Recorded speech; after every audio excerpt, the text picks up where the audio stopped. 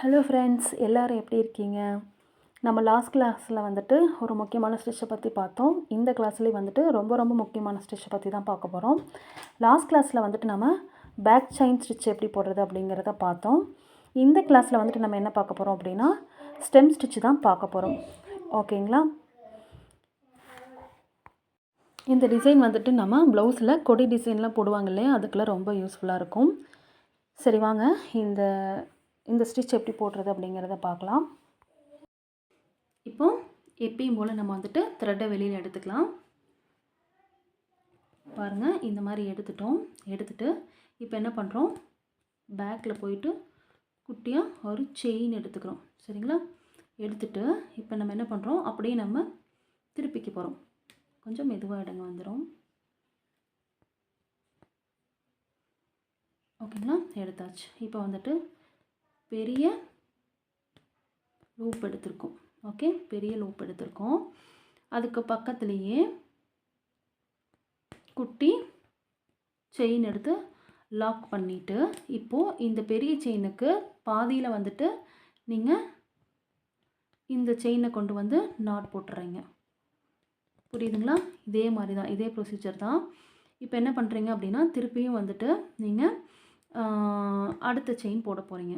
ஒரு பெரிய செயின், ஒரு குட்டி செயின் எடுத்துட்டு இப்போது இந்த செயினோட இந்த ஃபஸ்ட்டு செயின் முடிஞ்சிருக்கு இல்லையா, அந்த இடத்துல கொண்டு வந்து நீங்கள் போட்டுறீங்க. இங்கே பாருங்கள், ஃபஸ்ட்டு செயின் முடிஞ்சிருக்குது இல்லையா, அந்த செயின் கிட்ட வந்துட்டு நீங்கள் என்ன பண்ணுறீங்க அப்படின்னா கொண்டு வந்து இந்த இப்போ எடுத்துருக்கிற லூப்பு, ஓகேங்களா, இதை கொண்டு வந்து நீங்கள் இங்கே போட்டு ஃபினிஷ் பண்ணுறீங்க. ஓகேங்களா? சேம் ப்ரொசீஜர் தான். அதே மாதிரி ஒரு பெரிய செயின், ஒரு குட்டி செயின் ரிவர்ஸில் திருப்புறீங்க. ஓகேவா? ரிவர்ஸில் திருப்பிட்டு இந்த செயின் லாஸ்ட்டாக போட்ட செயின் முடிஞ்ச இடத்துக்கு பக்கத்தில் போய் நீங்கள் இதை போட்டுட்டு அப்படியே திருப்பி அப்படியே நீங்கள் போட்டுட்டு வரீங்க. ஓகேவா? சில்க் த்ரெட்டு வந்துட்டு ஈஸியாக வரும் கிளாத்துலேருந்து வெளியே. ஆனால் ஜரி த்ரெட்டு வந்துட்டு கொஞ்சம் வரன்னு இழுக்கிற மாதிரி தான் இருக்கும். அது வந்துட்டு உங்களுக்கு போட பழகிடும். ஆனால் ஸ்டெம் ஸ்டிச்செலாம் வந்துட்டு ஜரியில் போட்டிங்க அப்படின்னா உங்களுக்கு வந்துட்டு ஒரு பர்ஃபெக்ட் லுக் வந்துட்டு கிடைக்காது. அதனால தான் வந்துட்டு நாங்கள் சில்க் த்ரெட்டில் வந்துட்டு போடணும். ஓகேங்களா? ஓகே, நெக்ஸ்ட்டு இப்போ வந்துட்டு நான் செயின் வந்துட்டு நீங்கள் திருப்பி வந்து முறுக்கியிருக்கு அப்படின்னா நீங்கள் திருப்பி கரெக்ட் பண்ணிவிட்டு தான் போடணும். நீங்கள் பாட்டுக்கு அப்படியே போட்டிங்கன்னா இது வந்துட்டு கரெக்டான, இப்போ பாருங்களேன், நான் முறுக்கிட்டுருக்கு அப்படின்னு எதை சொல்ல வரேன் அப்படின்னா இந்த செயின் மேலே இந்த செயின் அப்படி இருக்கும். அப்படி பண்ணாதீங்க தயவு செஞ்சு. ஒரு சிலர்லாம் வந்துட்டு அது ஒரு பெரிய மிஸ்டேக்காகவே எடுத்துக்கிறதில்ல. அப்படி பண்ணக்கூடாது. நம்ம போடும்போதே, நம்ம பழகும் போதே நமக்கு வர மிஸ்டேக்ஸு, டவுட்ஸு எல்லாத்தையுமே வந்துட்டு கரெக்ட் பண்ணிக்கணும். கரெக்ட் பண்ணிவிட்டு தான் நீங்கள் வந்துட்டு ப்ளவுஸில் ஆரம்பிக்கணும். நீங்கள் இங்கே வந்துட்டு சும்மா ஒரு தடவை ப்ராக்டிஸ் பண்ணிவிட்டு ப்ளவுஸில் போய் நீங்கள் ப்ராக்டிஸ் பண்ணக்கூடாது. ப்ளவுஸில் வந்துட்டு நீங்கள் நல்லா பழகிட்டு தான் ப்ளவுஸில் வந்துட்டு நீங்கள் போட ஆரம்பிக்கணும். சரிங்களா? ஏன்னா அது ஏன் சொல்கிறேன் அப்படின்னா உங்களுக்கு வந்துட்டு இது நீங்கள் இப்படியே கண்டினியூ பண்ணிகிட்டே வந்துடுவீங்க. ஓ, இது ஒரு பெரிய மிஸ்டேக் இல்லை அப்படின்ட்டு. ஸ்டெம் ஸ்டிச்சில் வந்துட்டு நீங்கள் இந்த மாதிரி கரெக்டாக போடலை அப்படின்னா உங்களுக்கு நல்லாவே தெரியும் அந்த மிஸ்டேக்கெல்லாம். இங்கே பாருங்கள், எனக்கு முறுக்கிட்டு தான் இருந்தது. இப்போ நான் வந்துட்டு கரெக்ட் பண்ணிக்கிட்டேன். இப்போ 2 நூலும் பார்த்திங்கன்னா 11 மாதிரி இருக்கும். இந்த இடையில எங்கேயுமே உங்களுக்கு வந்துட்டு இதாகலை. அந்த மாதிரி தான் நான் சொல்ல வரேன். ஓகேங்களா?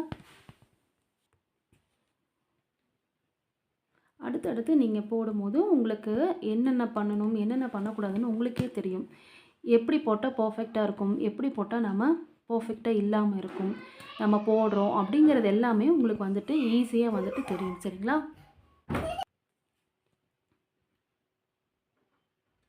ஓகே, இங்கே வந்துட்டு குட்டி செயின் எடுத்துகிட்டு லாக் பண்ணிவிட்டு நீங்கள் வந்துட்டு இப்படியே திருப்பிக்கிறீங்க. செயின் முறுக்கியிருக்கான்னு பாருங்கள். ஓகே, இதை நான் திருப்பிக்கிட்டேன். இப்போது இந்த செயின் வந்துட்டு முடிகிற இடத்துல வந்துட்டு தான் நம்ம இந்த செயின் போட போகிறோம். சரிங்களா?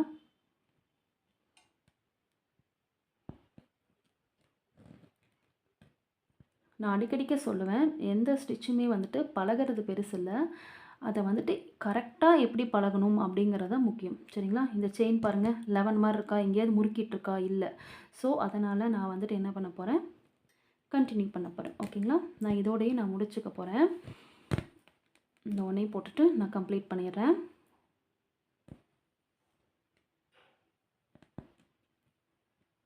புரியுதுங்களா? இந்த செயின் இருக்குதுங்களா, இந்த செயின் கிட்ட நேராக நான் போட போகிறேன். ஆனால் லூப்புக்குள்ளே கிடையாது.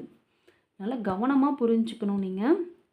ஒரு சிலர் சென்டரில் அப்படின்னு சொல்கிறாங்க. ஸோ அதனால் நம்ம போய் ஃபஸ்ட்டு லூப்போட சென்டர்னா நீங்கள் வந்துட்டு சென்டரில் போயிட்டு, அதாவது இந்த லூப்புக்கு இடையில் கொண்டு போய் போடுவாங்க. அது அப்படி போடக்கூடாது. அப்படி போட்டிங்கன்னா அது வந்து ஸ்டெம் ஸ்டிச்சே கிடையாது. ஓகேவா? ஓகே, நம்ம இங்கே பாருங்கள், இந்த த்ரெட்டில் வந்துட்டு எங்கேயாவது முறுக்கிட்டு இருக்கா? இல்லை, பார்க்குறக்கு நீட்டாக இருக்குது. ஓகேவா? ஓகே, இதனால தான் நான் வந்துட்டு முடிக்க போகிறேன்.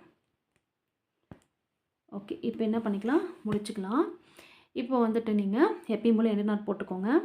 இன்னொன்று சொல்ல விரும்புகிறேன். என்னென்னா, நீங்கள் வந்துட்டு இப்போ இந்த செயின் இப்படி எடுத்துகிட்டு அதுக்கப்புறம் அடுத்த செயின் இப்படி, அதுக்கப்புறம் லென்த்தியாக அப்படிலாம் எடுக்கக்கூடாது. கரெக்டான லெவலாக எடுத்து ஃபினிஷ் பண்ணிக்கோங்க. ஸோ அதனால தான் உங்களுக்கு சொல்கிறேன். இப்போ நாட் போடும்போது பார்த்து போடுங்க. ஓகே, இப்போ வந்துட்டு நாட் போட்டு பர்ஃபெக்டாக முடிச்சிட்டோம். இது வந்துட்டு ஜரியில் உங்களுக்கு இப்படி இருக்குது. ஜரியில் வந்துட்டு உங்களுக்கு நீட் லுக் கிடைக்காது. ஸ்டெம் ஸ்டிச்சோட ஒரு பர்ஃபெக்டாக நீங்கள் போடணும் அப்படின்னா ஸ்டெம் ஸ்டிச்சில் வந்துட்டு நீங்கள் ஜரியில் எதிர்பார்க்க முடியாது. ஆனால் சில்க் த்ரெட்டில் போடும்போது நல்லாயிருக்கும். ஏன்னா இது ஜரியோட த்ரெட். அப்படி சரி த்ரெட்டு வந்து அப்படி தான் இருக்கும். ஜரி த்ரெட்டு வந்துட்டு கொஞ்சம் ஹார்டாக இருக்கனால உங்களுக்கு அந்த வளைவுகள்லாம் வளையாது. அது நீங்கள் உங்களுக்கு தெரியும், ஜரி த்ரெட்டில் நீங்கள் பார்த்துருப்பீங்க. அதனால் வந்துட்டு அது கொஞ்சம் ஹார்டாக இருக்கனால வளையிறதுக்குலாம் வந்து கொஞ்சம் வளைஞ்சு கொடுக்காது. ஆனால் சில்க் த்ரெட் அப்படி இல்லை. நம்ம போடுற ஸ்டிச்சுக்கு ஏற்ற மாதிரி, வளைவுகளுக்கு ஏற்ற மாதிரி அழகாக வளைஞ்சு கொடுக்கும். அதாவது சில்க் த்ரெட் வந்துட்டு ஒரு நீட் லுக் கொடுக்கும். ஜரி த்ரெட் வந்துட்டு அப்படி வந்துட்டு நீட் லுக் வந்துட்டு அவ்வளோக்கா கொடுக்காது. அது செயின் ஸ்டிச்செல்லாம் நம்ம போடலாம், ரொம்ப அழகாக இருக்கும். இந்த மாதிரி இதுக்கெல்லாம் நான் சொல்கிறேன், ஸ்டெம் ஸ்டிச்சுக்கெலாம். ஓகேங்களா? ஓகே, நீங்கள் சில்க் த்ரெட்லேயே வந்துட்டு ட்ரை பண்ணுங்கள், ஜரிலையும் வந்துட்டு ட்ரை பண்ணுங்கள். போட உங்களுக்கு அழகாக வந்துட்டு பர்ஃபெக்டாக எப்படி போடணுங்கிறது தெரிஞ்சிடும். நான் சொல்கிறேன், என்னடா இது நம்ம ஜரியில் போட்டுட்டு இப்படி தூக்கிட்டு இருக்கே, நம்ம தப்பாக போட்டோமோன்னு நினைக்காதீங்க. ஜரி த்ரெட்டு அப்படி தான் இருக்கும். சில்க் த்ரெட் உங்களுக்கு நீட்டாக இருக்கும். இப்போது சில்க் த்ரெட்டில் எப்படி போடுறேன்னு காட்டுறேன் பாருங்கள். அதுக்கு இதுக்கும் நீங்களே வந்து டிஃப்ரென்ஸ் பாருங்கள் எப்படி இருக்குது அப்படின்ட்டு. வாங்க சில்க் த்ரெட்டில் எப்படி போடுறது அப்படிங்கிறத பார்க்கலாம்.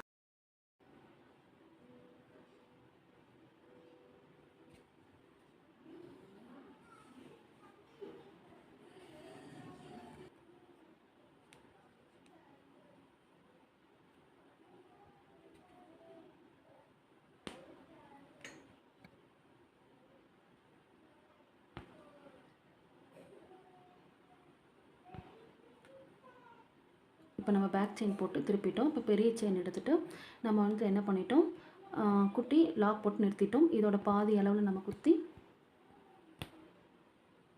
நல்லா கவனமாக கவனிச்சுக்கோங்க. இதோட பாதியில் தான் நான் குத்துறேன். இங்கே பாருங்கள், நான் செயினுக்கு வெளியில் திரும்பவும் சொல்கிறேன், இந்த பெரிய செயினுக்கு வெளியில் தான் நான் குத்துறேன், உள்ளே நான் குத்துறேன். நல்லா தெரியுதுங்களா? வெளியில் தான் நான் குத்திட்டு வரேன். அதை நீங்கள் கவனமாக கவனிச்சுக்கணும். ஏன்னா வந்துட்டு உங்களுக்கு அதுவே வந்துட்டு கன்ஃபியூஷன் ஆகிடக்கூடாது. அதனால தான் சொல்கிறேன் இவ்வளோ தெளிவாக. ஓகே, இதோட மிடியில் குத்தி நம்ம என்ன பண்ணிக்கிறோம், திருப்பிட்டு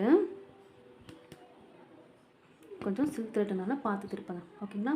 ஓகே, இப்போ வந்துட்டு திருப்பிட்டு இப்போ என்ன பண்ணுறோம் அப்படின்னா அடுத்தது போக போகிறோம். அடுத்த செயின் போட்டோம், குட்டியாக ஒரு செயின் போட்டோம். இப்போ இந்த ஃபஸ்ட்டு செயின் முடிஞ்ச இடத்துல போயிட்டு இந்த செயினை போய் நம்ம போட்டு ஃபினிஷ் பண்ணிக்கலாம். அவ்வளோதான், குட்டியாக ஒரு லாக் போட்டு இது பண்ணிக்கோங்க. ஓகேங்களா? நெக்ஸ்ட்டு வந்துட்டு அடுத்தது போட போகிறோம். அடுத்தது வந்துட்டு அந்த கரெக்டாக அந்த லைன் வரைஞ்சே நீங்கள் போடுங்க. ஓகே, இப்படி வரைஞ்சிட்டு தென் நீங்கள் இப்படியே திருப்பிட்டு வந்து இந்த லாஸ்ட்டாக முடிஞ்ச செயினுக்கு நேராக நீங்கள் வச்சுட்டு அப்படியே நீங்கள் லாக் போட்டு போகிறீங்க. ஓகேங்களா? புரிஞ்சுதுங்களா? இதே தான் அப்படின்னு நான் கண்டினியூ பண்ணிகிட்டே வரேன். நீங்கள் அப்படியே பார்த்துட்டே வாங்க.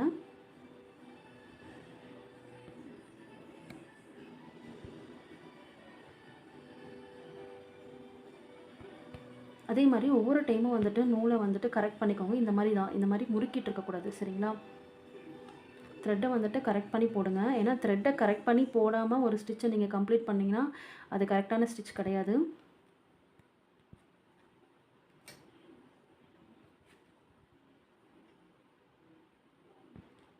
தெரியுதுங்களா? இந்த சென்டரில் தான் நான் குத்திட்டுருக்கேன். சென்டர்லைனா லூப்பில் இல்லை, வெளியில். ஏன்னா நான் ஒவ்வொரு டைம் நான் தெளிவாக சொல்கிறேன். இதை நீங்கள் வேணால் நல்லா செக் பண்ணிவிட்டு அதுக்கப்புறமா வந்து அந்த இடத்துல நீங்கள் குத்துங்க. ஏன்னா அப்போ தான் வந்துட்டு உங்களுக்கு ஈவனாக இருக்கும். புரியுதுங்களா? ஓகே, நெக்ஸ்ட் நான் அப்படியே போட்டு வரேன். நீங்கள் அப்படியே வாட்ச் பண்ணிட்டே வாங்க.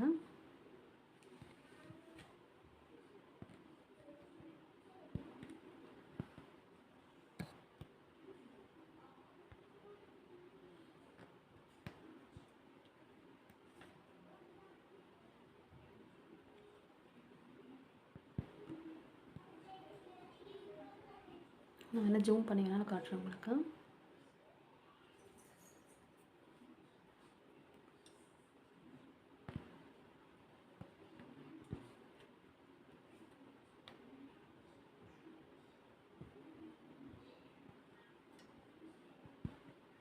இங்கே பாருங்கள், இந்த செயின் முடிகிற இடத்துல இது மறைஞ்சிருந்தால் கூட நீங்கள் ஒன்ஸ் நீங்கள் செக் பண்ணிக்கோங்க. ஓகேங்களா? செக் பண்ணிவிட்டு அதுக்கப்புறமா நீங்கள் வந்துட்டு போடுங்க. இங்கே குத்தி இந்த செயின் நகராமல் இருக்கிறதுக்காக நம்ம என்ன பண்ணுறோம், திருப்பியும் லாக் போட்டு அந்த இடத்துல வந்துட்டு நம்ம நிறுத்திக்கிறோம். இப்போ என்ன பண்ணிக்கிறோம், இப்போ திருப்பி வந்துட்டு கண்டினியூ பண்ணிகிட்டே வரோம். தெரியுதுங்களா? இந்த இடம் இங்கே இருக்குது. ஸோ அதனால் அந்த இடத்துல கொண்டு போயிட்டு நீங்கள் குட்டி செயின் எடுத்துகிட்டு நம்ம அப்படியே திருப்பிக்கலாம். அதே மாதிரி நூல் மாட்டிக்கிச்சுன்னா கொஞ்சம் பொறுமையாக பண்ணுங்கள். பிடிச்சி இழுத்துறாதீங்க. அது வந்துட்டு ரொம்பவுமே என்ன சொல்கிறது, ரொம்ப சாஃப்டான நூல் அது. ஸோ அதனால் அது வந்துட்டு அறுந்து போகிறக்கு வாய்ப்பு இருக்குது. ஸோ அதனால் கவனமாக ஹேண்டில் பண்ணுங்கள். பாருங்கள், இந்த லாஸ்ட்டு செயின் முடிஞ்ச இடத்துல போயிட்டு நான் இதை கொண்டு போய் போட போகிறேன். உங்களுக்கு தெரியுதுங்களா?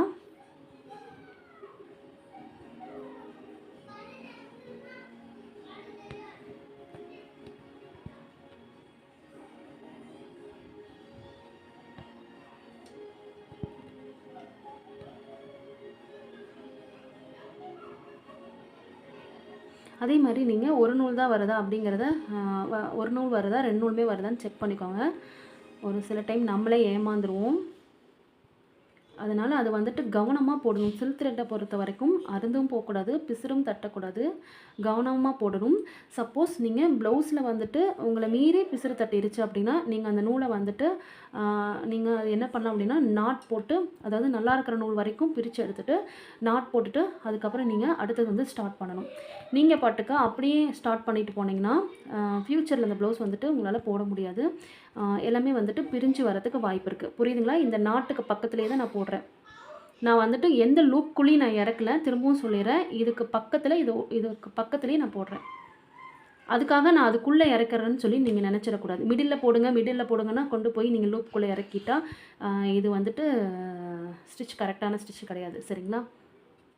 ஓகே, இதோட நம்ம ஃபினிஷ் பண்ணிவிட்டு எண்டு நாட் போட்டுக்கலாம்.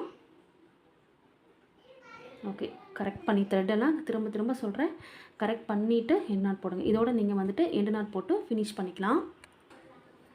ஓகே, எண்டு நாட் போடுறப்ப நான் உங்களுக்கு ஒரு சின்ன டிப்ஸ் சொல்லணும் அப்படின்னு நினச்சேன். அதாவது பிகினர்ஸ்க்கு வந்துட்டு இந்த நூல் நான் எடுத்துகிட்டு நான் இது கரெக்டாக இந்த மாதிரி எடுத்துகிட்டு நான் நீடியில் விட்டு உள்ளே சுற்றுறதுக்குள்ளே இந்த நூலும் சேர்ந்து வந்துடுது, லூஸாக இருக்குது மேம் அந்த மாதிரி சொல்கிறாங்க. இப்போ என்ன பண்ணுறீங்கன்னா, இந்த நூலை வந்துட்டு மோதிர விரலால் பிடிச்சிக்கோங்க. பிடிச்சிட்டு இதை கரெக்டாக வந்துட்டு ரிங் ஃபிங்கரால் பிடிச்சிக்கோங்க.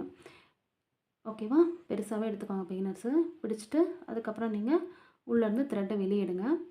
எடுத்துகிட்டு இப்போ பாருங்கள், ரெண்டு த்ரெட் இருக்கா, ரெண்டாவது செயினுக்குள்ள நீடில் விட்டு 2 செயின் இருக்கா, செயினை பிடிச்சி இழுக்கிறோம். ஓகேவா? இழுத்துட்டோம் அப்படின்னா நாட் வந்துட்டு விழுந்துடும். ஓகேங்களா? ஒரு சிலர் வந்துட்டு அது லூஸ் ஆகிடுது, அது வந்துட்டு எனக்கு ரொம்பவுமே கஷ்டமாக இருக்குது அப்படின்னு சொல்கிறாங்க. இது இப்படி தான் பிடிச்சி போடுறோம். இந்த மாதிரி போடுங்க. சப்போஸ் வந்துட்டு இந்த பெரிய 2 செயின் எடுத்தோம் இல்லையா, அது வந்துட்டு குட்டியாக எடுத்திங்க அப்படின்னா இது வந்துட்டு உங்களுக்கு உள்ளே போயிடும். ஓகேங்களா? நாட் பிடிச்சி இருக்கும் போதே உள்ளே போயிடும். கொஞ்சம் ப்ராக்டிஸ் பண்ணுங்கள், உங்களுக்கு ஈஸியாக உள்ளே போயிடும். உங்களுக்கு வேணால் திரும்பவும் நான் சொல்லித்தரேங்க. இப்போ பாருங்களேன், கண்டினியூஸாக செயின் ஸ்டிச் தான் போட்டு வரேன். சும்மா நான் செயின் ஸ்டிச் மாதிரியே போட்டு வரேன். இப்படி போட்டுகிட்டே வரேன்னு வைங்களேன், இப்படி போட்டுக்கிட்டே வரோம். ஓகேவா? முடிக்க போகிறேன். சரிங்களா?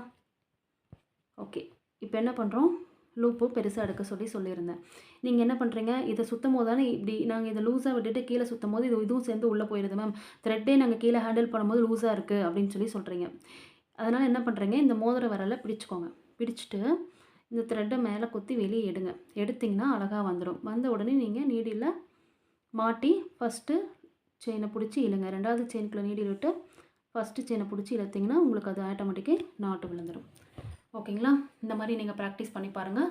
உங்களுக்கு இது வந்துட்டு நல்லா ஈஸியாக இருக்கும். சரிங்களா? ஓகே, நம்ம வந்துட்டு இப்போது ஸ்டெம் ஸ்டிச் போட்டுட்டோம். இது வந்துட்டு நம்ம கொடி டிசைனில் யூஸ் பண்ணுவோம். சரிங்களா? நீங்கள் என்ன பண்ணுறீங்க அப்படின்னா, இந்த மாதிரி கொடி டிசைனில் நீங்கள் வரைஞ்சி பாருங்கள். சரி, கொடி டிசைன் வரைஞ்சி நீங்கள் இந்த ஸ்டிச்சை யூஸ் பண்ணி பாருங்கள். ஏன்னா இந்த மாதிரி இடத்துல நம்ம அதிகமாக யூஸ் பண்ணுவோம். அதனால் இதில் ஏதாச்சும் டவுட் இருந்துச்சுன்னா கண்டிப்பாக கமெண்ட் பண்ணுங்கள். இது வந்துட்டு உங்களுக்கு ரொம்ப ரொம்ப முக்கியமான ஸ்டிச்சுங்கிறதுனால கண்டிப்பாக நல்லா ப்ராக்டிஸ் பண்ணிக்கோங்க. ஓகே ஃப்ரெண்ட்ஸ், நாட் போட்டும் ப்ராக்டிஸ் பண்ணிக்கோங்க. ஓகே ஃப்ரெண்ட்ஸ், ஸ்டிச் பாருங்கள் அழகாக நம்ம ஃபினிஷ் பண்ணிட்டு எவ்வளோ அழகாக இருக்குன்னு சொல்லிட்டு நீங்களும் இதே மாதிரி ப்ராக்டிஸ் பண்ணுங்கள். ஆனால் வந்து சில்க் த்ரெட்டில் பாருங்கள் ரொம்ப அழகாக இருக்குது. ஜரியில் வந்துட்டு நீங்கள் எதிர்பார்க்குற நீட் லுக் கிடைக்காது. ஏன்னா வந்துட்டு அந்த த்ரெட் அந்த மாதிரி இருக்கிறதுனால உங்களுக்கு வந்துட்டு கொஞ்சம் இது த்ரெட்டு கொஞ்சம் ஹார்டாக இருக்கிறனால. சில்க் த்ரெட்னா அந்தந்த ஸ்டிச்சுக்கு ஏற்ற மாதிரி வளைஞ்சு கொடுக்கும். ஜரி த்ரெட்டு அப்படி இல்லை, தூக்கிட்டு இருக்கிற மாதிரி தான் இருக்கும். இந்த மாதிரி தூக்கிட்டு இருக்கிற மாதிரி தான் இருக்கும். ஸோ அதனால் இந்த ஸ்டிச்செல்லாம் நீங்கள் யூஸ் பண்ணோம் அப்படின்னா சில்க் த்ரெட்டில் யூஸ் பண்ணுங்கள். பர்ஃபெக்ட் லுக் கிடைக்கும். சரிங்களா? அதே மாதிரி இந்த மாதிரி கொடி டிசைன் மாதிரி வரைஞ்சி நீங்கள் இந்த ஸ்டெம் ஸ்டிச்சை வந்து ட்ரை பண்ணி பாருங்கள். இதுக்கெல்லாம் தான் நம்ம யூஸ் பண்ணுவோம். சரிங்களா? ஓகே ஃப்ரெண்ட்ஸ், இதில் வேறு ஏதாச்சும் டவுட் இருந்துச்சுன்னா கண்டிப்பாக எனக்கு கமெண்ட் பண்ணுங்கள். நாட் போட்டும் பழகுங்க நல்லா. அதே மாதிரி உங்களுக்கு இதை தெரியாதவங்களுக்கும் ஷேர் பண்ணுங்கள். இது ஏதாவது உங்களுக்கு டவுட் இருந்துச்சுன்னா கமெண்ட் பண்ணுங்கள். மறக்காம சேனலுக்கு சப்ஸ்கிரைப் பண்ணிடுங்க. லைக் பண்ணுங்கள். எந்த அளவுக்கு உங்களுக்கு புரிஞ்சிருக்கு அப்படிங்கிறது எனக்கு கமெண்ட் பண்ணுங்கள். Thank you friends. நெக்ஸ்ட் ஒரு வீடியோவில் முக்கியமான ஸ்டிச்சோடு நான் உங்களை சந்திக்கிறேன். Thank you friends. Thank you so much.